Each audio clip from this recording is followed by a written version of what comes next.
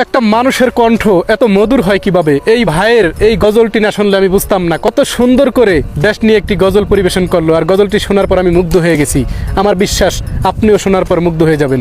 কোনো একদিন এদেশের আকাশে কালেমার পতাকা দুলবে, সেদিন সবাই খোদাই বিধান পেয়ে দুঃখ বেদনা ভুলবে। সেদিন আর রবে না হাহাকার, অন্যায় জুলুম অবিচার।